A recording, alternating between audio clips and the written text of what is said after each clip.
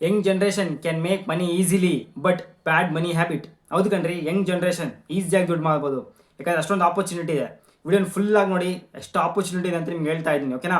But ನೀವು ಒಂದು ದೊಡ್ಡ ತಪ್ಪು ಮಾಡ್ತಾ ಇದ್ದೀರಾ, ಅದೇನು ಅಂತ ಹೇಳ್ತೀನಿ. ಈಗ ಈಗ ತಾನೇ ಒಂದು second P U C college ಮುಗಿಸ್ಕೊಂಡು ಕಾಲೇಜ್ಗೆ ಎಂಟ್ರ್ ಆಗ್ತಾ ಇದ್ದೀರಾ, ಡಿಗ್ರಿ ಎಂಟ್ರ್ ಆಗ್ತಾ ಇದ್ದೀರಾ, ಮತ್ತು ಇವಾಗ ತಾನೇ ಡಿಗ್ರಿ ಮುಗಿಸ್ತಾ ಇದ್ದೀರಾ. ಅವ್ರಿಗೆ ಬರೀ ಕೆಲಸ ನಂಬ್ಕೊಂಡು ಮಾತ್ರ ಇರಬೇಡಿ.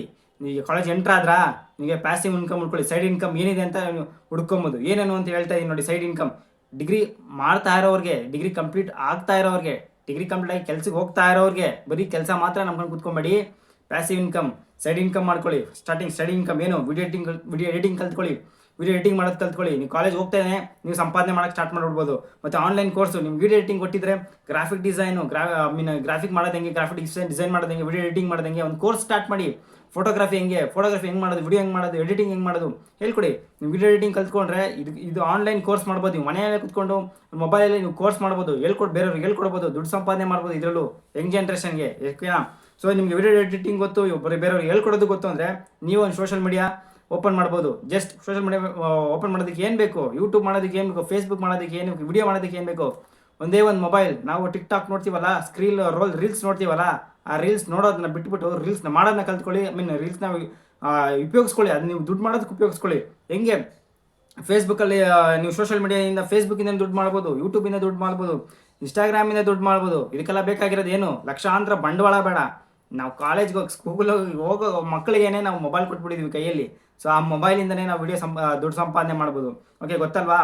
ಕಾಲೇಜ್ ಹೋಗಿದ ತಕ್ಷಣ ಮೊಬೈಲ್ ಇಸ್ಕೊಂಡ್ಬಿಡ್ತೀರಾ, ಕರೆಕ್ಟ್. ಬಟ್ ಅದ್ರ ಜೊತೆ ಏನು ಮಾಡ್ತೀರಾ ಗೊತ್ತಾ, ಅಪ್ಪಗೆ ಹೇಳ್ತೀರಾ, ಅಮ್ಮಗೆ ಹೇಳ್ತೀರಾ, ನನಗೊಂದು ಗಾಡಿ ಕೊಡಿಸ್ಬಿಡಿ ಅಂತ. ಏನಕ್ಕೆ ಗಾಡಿ ಕೊಡಿಸ್ಬಿಡೋದು ಹೇಳ್ತೀರಾ, ನಾವು ಸ್ಕೂಲ್ಗೆ ಹೋಗ್ಬೇಕು, ಕಾಲೇಜ್ಗೆ ಹೋಗ್ಬೇಕು ಅಂತೀರಾ, ಓಕೆನಾ. ಸೊ ಏನಾಗುತ್ತೆ, ನೀವು ಅಲ್ಲೇ ಬಿದ್ರಿ.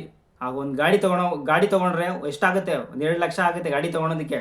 ಆ ಜೊತೆ ಇನ್ನೂ ಸುಮ್ಮನೆ ಬಿಡ್ತೀರಾ, ಮೊಬೈಲ್ ಬೇಕು ಅಂತ ಹೇಳ್ತೀರಾ, 1 ಲಕ್ಷ ಆಗುತ್ತೆ ಮೊಬೈಲ್ ತೊಗೊಳೋದಕ್ಕೆ. ಐಫೋನೇ ಬೇಕು ಅಂತೀರಾ, ಏನು ಮಾಡೋಣ. ಸೊ ಇಲ್ಲೊಂದು 2 ಲಕ್ಷ, ಅಲ್ಲೊಂದು 1 ಲಕ್ಷ. ಇದು ಕಾಲೇಜ್ ಸ್ಟೂಡೆಂಟ್ಗೆ ಇವಾಗ ಕೇಳ್ತಾ ಇದ್ದಾರೆ. ಬಟ್ ನೀವು ಇನ್ನೊಬ್ರು ಇರ್ತಾರೆ, ಕೆಲ್ಸಕ್ಕೆ ಹೋಗ್ತಾ ಫಸ್ಟ್ ಸಂಬಳ ಬಂತೋ ಇಲ್ಲೋ, ಒಂದು ಗಾಡಿ ತೊಗೊಂಡ್ಬಿಡ್ಬೇಕಪ್ಪ, ಒಂದು ಮೊಬೈಲ್ ತೊಗೊಂಡ್ಬಿಡ್ಬೇಕಪ್ಪ. ಒಂದು ಗಾಡಿ ಮೊಬೈಲ್ ತೊಗೊಂಬಿಟ್ರೆ ಏನಾಗುತ್ತಪ್ಪ, EMI ಸ್ಟಾರ್ಟ್ ಆಗುತ್ತೆ, ಲೋನ್ ಸ್ಟಾರ್ಟ್ ಆಗುತ್ತೆ, ಓಕೆನಾ. ಇವಾಗ ಲೋನ್ ಅದು ಬಿಡಿ, ಗಾಡಿ ತೊಗೊಳೋದು ಬಿಡಿ, ಮೊಬೈಲ್ ತೊಗೊಳೋದು ಬಿಡಿ, ಲೋನಲ್ಲಿ ತೊಗೊತೀರಾ. ಅದ್ರ ಜೊತೆಯಲ್ಲಿ ಟ್ರಿಪ್ ಹೋಗೋದಕ್ಕೂ ಲೋನ್ ತೊಗೊತಿದ್ದೀರಾ ಗೊತ್ತಾ. ಯಂಗ್ ಜನ್ರೇಷನ್ ಹಾಳಾಗಬೇಡ್ರಿ. ಟ್ರಿಪ್ ಹೋಗೋದಕ್ಕೆ ಲೋನ್ ತೊಗೊತಾರಾ, ಏನು ಮಾಡೋಕ್ಕಾಗಲ್ಲ. ಇವಾಗ ನಾವು ಸ್ಟಾರ್ಟಿಂಗ್ಗೆ ಫಸ್ಟ್ ಸಂಬಳದಲ್ಲೇ ಅಥವಾ ಕೆಲ್ಸಕ್ಕೆ ಹೋಗೋಕ್ಕೆ ಮುಂಚೆನೇ ನೀವು ಬೈಕು, ಫೋನು ಅಂತ ತಗೊಬಿಟ್ರೆ EMIಯಲ್ಲಿ ಬಿದ್ದುಬಿಡ್ತೀರಾ. EMI ಲೋನ್ ಕಟ್ಕೊಂಡು 2 ವರ್ಷ 3 ವರ್ಷ ಆಗ್ಬಿಡುತ್ತೆ. ಬರೀ ಫೋನ್ಗೆ ಫೋನ್ಗೆ ಗಾಡಿಗೆ 2 ವರ್ಷ ಲೋನಲ್ಲೇ ಹೋಗ್ಬಿಡುತ್ತೆ, ಜೀವನನೇ ಹೋಗ್ಬಿಡ್ತೀನಿ ರೀ. ಅದ್ರ ಬದಲು ಈ 2 ಲಕ್ಷ, ಇದೊಂದು 2 ಲಕ್ಷ, ಇದೊಂದು 1 ಲಕ್ಷ, 2 ಸೇರಿದ್ರೆ 3 ಲಕ್ಷ, ಓಕೆನಾ. ಈ 3 ಲಕ್ಷ ಸ್ಟಾರ್ಟಿಂಗಲ್ಲೇ ನೀವೇನಾದರೂ ಗೋಲ್ಡಲ್ಲೋ, ಬಾಂಡಲ್ಲೋ, ಅಥವಾ ಸ್ಟಾಕ್ ಮಾರ್ಕೆಟಲ್ಲೋ, ನಿಫ್ಟಿ ಬೀಸಲ್ಲೋ ಇನ್ವೆಸ್ಟ್ ಮಾಡಿದ್ರೆ ನಿಮಗೆ ಒಂದು 15% ಒಂದು ವರ್ಷಕ್ಕೆ ಗ್ರೋತ್ ಕೊಡುತ್ತೆ. ಈ 3 ವರ್ಷದಲ್ಲೇ, ಈ 3 ಲಕ್ಷದಲ್ಲಿ ಎಷ್ಟು ನೀವು ಸಂಪಾದನೆ ಮಾಡ್ಬೋದು ಗೊತ್ತಾ ಫ್ಯೂಚರ್ಗೆ, ಹೇಳ್ತೀನಿ ನೋಡಿ. ವಿಡಿಯೋನ ಸ್ಕಿಪ್ ಮಾಡಬೇಡಿ, ಇದನ್ನ ವೆರಿ ಇಂಪಾರ್ಟೆಂಟ್ ಆಗಿದೆ.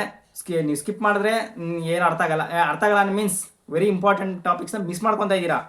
ಈಗ ನಿಮಗೆ ಹೈ ಓಪನರ್ ಆಗಿರುತ್ತೆ ನೋಡಿ. ಈ 3 ಲಕ್ಷ ನಾನು ಗಾಡಿ ಬಿಟ್ಬಿಟ್ಟು ಐಫೋನ್ ಬಿಟ್ಬಿಟ್ರೆ ನಿಮ್ಮ ಜೀವನ ಹೆಂಗೆ ಸೆಟ್ಲ್ ಆಗಿಬಿಡುತ್ತೆ ನೋಡಿ. ನೀವು ಲೆಕ್ಕ ನೋಡಿಬಿಟ್ರೆ ಹೌದಾ ಹಿಂಗೆಲ್ಲ ಇದೆಯಾ ಅಂತ ತಲೆ ಕೆಟ್ಟೋಗ್ಬಿಡುತ್ತೆ. ನಾವು ಯಾಕೆ ಇಷ್ಟು ದೊಡ್ಡ ತಪ್ಪು ಮಾಡಿಬಿಟ್ಟಿದ್ದೀರಿ ಜೀವನದಲ್ಲಿ ಅಂತ. ಇವಾಗ ಈ 3 ಲಕ್ಷ ತಗೊಳ್ಳಿ, ನಿಫ್ಟಿಯಲ್ಲೋ ಅಥವಾ ಗೋಲ್ಡಲ್ಲೋ ಎಲ್ಲ ಇನ್ವೆಸ್ಟ್ ಮಾಡ್ತೀರಾ, 15% ಕೊಡುತ್ತೆ ಅಂತ ಅಂದ್ಕೊಳ್ಳಿ, ಓಕೆನಾ. ಸ್ಟಾಕ್ ಮಾರ್ಕೆಟಲ್ಲಿ ನಿಮ್ಗೆ ಯಂಗ್ ಜನ್ರೇಷನ್ ಆಗಿದೆಯಾ, ಸ್ಟಾಕ್ ಮಾರ್ಕೆಟ್ ಬಗ್ಗೆ ಕಲ್ತ್ಕೊಳ್ಳಿ. 15 ಅಲ್ಲ 20% ಅಂತ ನೀವು ತಗೋ ಕೆಪಾಸಿಟಿ ಆಗುತ್ತೆ ಸ್ಟಾಕ್ ಮಾರ್ಕೆಟ್ ಬಗ್ಗೆ ತಿಳ್ಕೊಂಡ್ರೆ. ಯಂಗ್ ಜನ್ರೇಷನ್ ತಿಳ್ಕೊಳ್ಳಿ, ಏನು ಪ್ರಾಬ್ಲಮ್ ಆಗಲ್ಲ. ಖರ್ಚು ಮಾಡಿ, ಟ್ಯೂಷನ್ಗೆ ಹೋಗಿ ಕೋರ್ಸ್ ತಗೊಳ್ಳಿ. ಸ್ಟಾಕ್ ಮಾರ್ಕೆಟ್ ಹೆಂಗೆ, ಏನು ಇನ್ವೆಸ್ಟ್ಮೆಂಟ್ ಅಂದರೆ ಏನು ಅಂತ ಕಲ್ತ್ಕೊಳ್ಳಿ. ಏನಾಗಲ್ಲ, ಒಂದು 10,000 20,000 ಖರ್ಚಾದ್ರೂ ಪರವಾಗಿಲ್ಲ. ನಾವು ಡಿಗ್ರಿ 1ನೇ ಕ್ಲಾಸಿಂದ ಡಿಗ್ರಿ ಮುಗಿಸೋಷ್ಟು ಎಷ್ಟೋ ಲಕ್ಷ ಕೋಟಿ ಖರ್ಚು ಮಾಡಿರ್ತೀವಿ, ಕರೆಕ್ಟ್ ಅಲ್ವಾ. 1 ಕೋಟಿ ಮೇಲೆ ಖರ್ಚು ಮಾಡಿರ್ತೀವಿ ಎಜುಕೇಷನ್ಗೆ. ಬಟ್ ನಮ್ಮ ದುಡ್ಡನ್ನ ಹೆಂಗೆ ನಿಭಾಯಿಸ್ಕೋಬೇಕು, ಹೆಂಗೆ ಮ್ಯಾನೇಜ್ ಮಾಡಬೇಕು, ಹೆಂಗೆ ಗ್ರೋ ಮಾಡಬೇಕು, ನಮ್ಮ ಆ್ಯಕ್ಚುಲಿ ಇರೋದನ್ನೇ ನಮ್ಮ ಎಜುಕೇಷನ್ ಸಿಸ್ಟಮೇ ತುಂಬ ರಾಂಗ್ ಇದೆ. ಬಿಡಿ ಅದ್ರ ಬಗ್ಗೆ ಬೇಡ. ಈಗ ನಾಳೆ ಕಾಲೇಜ್ ಕಂಪ್ಲೀಟ್ ಆಯಿತಾ, ಒಂದು ಫೈನಾನ್ಷಿಯಲ್ ಎಜುಕೇಷನ್ ತೊಗೊಳ್ಳಿ. ದುಡ್ಡು ಅಂದ್ರೆ ಏನು, ನಾನು ಸಂಬಳ ತೊಗೊತಾ ಇದ್ದೀನಿ ಕರೆಕ್ಟು, ಆ ಸಂಬಳದಲ್ಲಿ ಏನು ಮಾಡಬೇಕು, ಹೆಂಗೆ ಮ್ಯಾನೇಜ್ ಮಾಡಬೇಕು, ಅದನ್ನ ನಂದು ದುಡ್ಡನ್ನ ಹೆಂಗೆ ಗ್ರೋ ಮಾಡಬೇಕು ಅನ್ನೋ ನಾಲೆಜ್ ತೊಗೊಳ್ಳಿ, ಓಕೆನಾ. ಮಾರ್ಕೆಟ್ ಅಂದ್ರೆ ಏನು, ಸ್ಟಾಕ್ ಮಾರ್ಕೆಟ್ ಅಂದ್ರೆ ಏನು, ಯಾಕಂದ್ರೆ ದುಡ್ಡು ಮಾಡೋದೇ ಅಲ್ಲಿ. ನೀವೊಂದು ಬಿಸ್ನೆಸ್ ಇಡೋಕ್ಕಾಗೋದಿಲ್ಲ. ನೀವು ನಮ್ಮ ಮಿಡಲ್ ಕ್ಲಾಸ್ ಪೀಪಲ್ ಹೋಗ್ಬಿಟ್ಟು ಒಂದು ದೊಡ್ಡ ಶೋರೂಮ್ ಓಪನ್ ಮಾಡೋಕ್ಕಾಗೋದಿಲ್ಲ, ಮಾಲ್ ಓಪನ್ ಮಾಡೋಕ್ಕಾಗೋದಿಲ್ಲ. ಬಟ್ ಆ ಮಾಲಲ್ಲಿ, ಆ ಶೋರೂಮಲ್ಲಿ ಇನ್ವೆಸ್ಟ್ ಮಾಡೋದು ಹೆಂಗೆ ಅಂತ ಸ್ಟಾಕ್ ಮಾರ್ಕೆಟ್ ಬಂದ್ರೇ ಗೊತ್ತಾಗೋದು, ಓಕೆನಾ. ಅದು ಮಾಡ್ಕೊಳ್ಳಿ. ಒಂದು ಕೋರ್ಸ್ ಇದು ಏನೋ ಜಸ್ಟ್ ಫೈನಾನ್ಷಿಯಲ್ ಎಜುಕೇಷನ್ ತೊಗೊಳ್ಳಿ, ಸ್ಟಾಕ್ ಮಾರ್ಕೆಟ್ ಅಂತ ಏನೇನು ಕಲ್ತ್ಕೊಳ್ಳಿ. ಈಗ ನೋಡಿ ಈ 3 ಲಕ್ಷ ಮೊಬೈಲು ಗಾಡಿ ಆ 3 ಲಕ್ಷ ಇನ್ವೆಸ್ಟ್ಮೆಂಟ್ನ ನೀವೇನಾದರೂ ಇನ್ವೆಸ್ಟ್ ಮಾಡಿದ್ರೆ 10 ವರ್ಷ ನೀವು ಇನ್ವೆಸ್ಟ್ ಮಾಡಿದ್ರೆ ನಿಮ್ಮ ಅಮೌಂಟ್ ಎಷ್ಟಾಗಿರುತ್ತೆ ಗೊತ್ತಾ? 12 ಲಕ್ಷ ಆಗಿರುತ್ತೆ.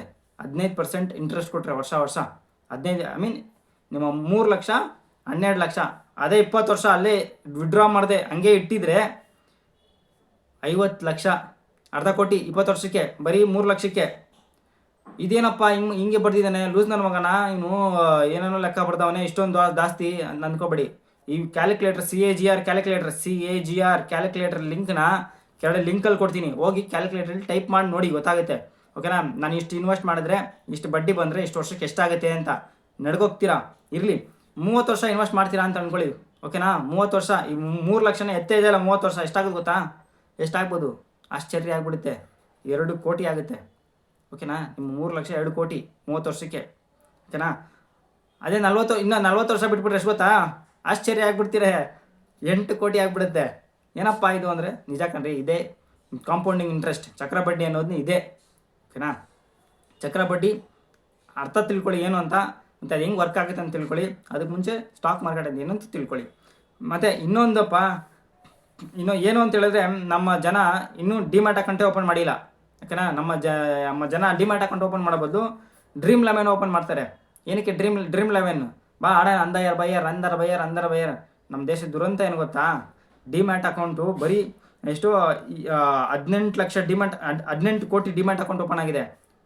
ಅಂದರ್ ಬೈಯರ್ ಆಡೋದಕ್ಕೆ ಡ್ರೀಮ್ ಲೆವೆನ್ ಅಕೌಂಟ್ ಎಷ್ಟು ಓಪನ್ ಆಗಿದೆ ಗೊತ್ತಾ? 23 ಕೋಟಿ ಅಂದರ್ ಬೈಯರ್ ಆಡೋದಕ್ಕೆ ಅಕೌಂಟ್ ಓಪನ್ ಆಗಿದೆ ಡ್ರೀಮ್ ಲೆವೆನಲ್ಲಿ. ಎಷ್ಟು ದುರಂತ! ಎಜುಕೇಟ್ ಮಾಡಬೇಕಾಗಿರೋದು ಯಾರು? ಓಕೆನಾ? ಸೊ ಡಿಮ್ಯಾಟ್ ಅಕೌಂಟ್ ಓಪನ್ ಮಾಡ್ಕೊಳ್ಳಿ. ಕೋಟಿ ಸಂಪಾದನೆ ಮಾಡಬೇಕಂದ್ರೆ ಡಿಮ್ಯಾಟ್ ಅಕೌಂಟ್ ಓಪನ್ ಮಾಡಬೇಕು, ಡ್ರೀಮ್ ಲೆವೆನ್ ಅಕೌಂಟ್ ಓಪನ್ ಮಾಡೋದಲ್ಲ. ಡ್ರೀಮ್ ಲೆವೆನ್ ಅಕೌಂಟ್ ಓಪನ್ ಮಾಡಿದ್ರೆ ಜೀರೋ ಹೋಗ್ತೀರಾ, ಕಳ್ಕೊಬಿಡ್ತೀರಾ, ಮನೆ ಮಠ ಆಸ್ತಿ ಎಲ್ಲ ಕಳ್ಕೊಬಿಡ್ತೀರಾ. ಡಿಮ್ಯಾಟ್ ಅಕೌಂಟ್ ಓಪನ್ ಮಾಡಿ ಇನ್ವೆಸ್ಟ್ ಮಾಡ್ಕೊಳ್ಳಿ. ಓಕೆನಾ? ಫೈನ್. ಇನ್ನೊಂದು, ನಮ್ಮ ಇಂಡಿಯಾದಲ್ಲಿ ನಮ್ಮ US ಕಂಪೇರ್ ಮಾಡಿಕೊಂಡ್ರೆ ಯಾರು ಇನ್ವೆಸ್ಟ್ ಮಾಡ್ತಾರೆ ಅಂತ ಹೇಳಿದ್ರೆ, ಅಮೇರಿಕದಲ್ಲಿ 68% ಜನ ಸ್ಟಾಕ್ ಮಾರ್ಕೆಟಲ್ಲಿ ಇನ್ವೆಸ್ಟ್ ಮಾಡ್ತಾರೆ. ನಮ್ಮ ಇಂಡಿಯಾದಲ್ಲಿ 6% ಜನ ಮಾತ್ರ ಸ್ಟಾಕ್ ಮಾರ್ಕೆಟಲ್ಲಿ ಇನ್ವೆಸ್ಟ್ ಮಾಡ್ತಾ ಇರೋದು. ಸೊ ಹಂಗಾದರೆ ನಮಗೆ ಎಷ್ಟು ಆಪರ್ಚುನಿಟಿ ಇದೆ ಅಂತ ತಿಳ್ಕೊಳ್ಳಿ. ಅಯ್ಯೋ ಅಷ್ಟೇನಾ ಅಂತ ತಿಳ್ಕೊಂಬೇಡಿ, ಆಪರ್ಚುನಿಟಿ ಇದೆ.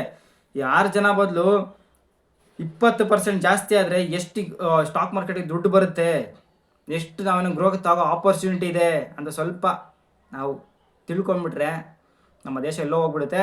ಸೊ ಡ್ರೀಮ್ ಲೆವೆನ್ ಬಿಟ್ಬಿಟ್ಟು ಡಿಮ್ಯಾಟ್ ಅಕೌಂಟ್ ಓಪನ್ ಮಾಡಿಕೊಂಡು ಇನ್ವೆಸ್ಟ್ ಮಾಡ್ಕೊಂಡು ಸ್ಟಾರ್ಟ್ ಮಾಡ್ಕೊಳ್ಳಿ. SIP ಮಾಡಿ, ಮ್ಯೂಚುವಲ್ ಫಂಡಲ್ಲಿ ಹಾಕಿ, ಸ್ಟಾಕಲ್ಲಿ ಹಾಕಿ, ಗೋಲ್ಡಲ್ಲಿ ಹಾಕಿ, ನಿಫ್ಟಿ ಬೀಸಲ್ಲಿ ಹಾಕಿ, ಚೆನ್ನಾಗಿ ಗ್ರೋತ್ ಇದೆ. ಇನ್ನು ಇದು ಚೆನ್ನಾಗಿದೆ ವಿಡಿಯೋ ಅಂತಂದರೆ ಕಮೆಂಟಲ್ಲಿ ಮೋರ್ ಅಂತ ಟೈಪ್ ಮಾಡಿ, ಅವಾಗೇ ನನಗೆ ಖುಷಿ ಆಗುತ್ತೆ. ಇದೇ ಥರ ವಿಡಿಯೋಸ್ ಜಾಸ್ತಿ ಮಾಡ್ತಾ ಇರ್ತೀನಿ. ನಿಮಗೆ ಮೋಟಿವೇಶನ್ ಆಗಬೇಕು ಮತ್ತು ನನಗೆ ಕಮೆಂಟ್ ಬೀಳೋದ್ರಿಂದ ನನಗೂ ಮೋಟಿವೇಶನ್ ಆಗುತ್ತೆ ಇನ್ನೂ ಈ ಥರ ವಿಡಿಯೋ ಕೊಡಬೇಕು ಅಂತ. ಸೊ ಕಮೆಂಟ್ ಬಾಕ್ಸಲ್ಲಿ ಮೋರ್ ಅಂತ ಟೈಪ್ ಮಾಡಿ, ನನಗೆ ಖುಷಿ ಆಗುತ್ತೆ. ಇನ್ನೂ ಮೋರ್ ಫೈನಾನ್ಷಿಯಲ್ ಇನ್ಫಾರ್ಮೇಷನ್ನ ನಿಮಗೆ ಕೊಡ್ತಾ ಹೋಗ್ತೀನಿ. ಮತ್ತು ಹ್ಯಾಪಿ ನ್ಯೂ ಇಯರ್ 2026ಗೆ. ಸೊ ವರ್ಷ ಕೊನೆ ಆಗ್ತಾ ಇದೆ. ಸೊ ನಾಳಿದ್ದಲ್ಲಿ ಹೊಸ ವರ್ಷ ಬರ್ತಾ ಇದೆ. ಸೊ ಎಲ್ಲರಿಗೂ ಹೊಸ ವರ್ಷ ಶುಭಾಶಯಗಳು, happy new year. So next ವರ್ಷ ನಿಮಗೆ ಫೈನಾನ್ಷಿಯಲ್ ನಾಲೆಜ್ ಜಾಸ್ತಿ ಆಗಲಿ, ಮತ್ತು ನಿಮ್ಮ ದುಡ್ಡು ಡಬಲ್ ಆಗಲಿ, ಟ್ರಿಬಲ್ ಆಗಲಿ, 5 ಪಟ್ಟಾಗಲಿ, 10 ಪಟ್ಟಾಗಲಿ. ಯಾವಾಗ ಆಗುತ್ತೆ ಅಂದರೆ ಫೈನಾನ್ಷಿಯಲ್ ನಾಲೆಜ್ ತಿಳ್ಕೊಂಡಾಗೆ ಆಗೋದು. ಓಕೆನಾ? ಸೊ ಎಲ್ಲರಿಗೂ ಹ್ಯಾಪಿ ನ್ಯೂ ಇಯರ್ ಅಂತ ಹೇಳ್ತಾ ದಯವಿಟ್ಟು ಚಾನಲ್ನ ಸಬ್ಸ್ಕ್ರೈಬ್ ಮಾಡ್ಕೊಳ್ಳಿ. So bye, take care. Next ವೀಡಿಯೋದಲ್ಲಿ ಸಿಗೋಣ.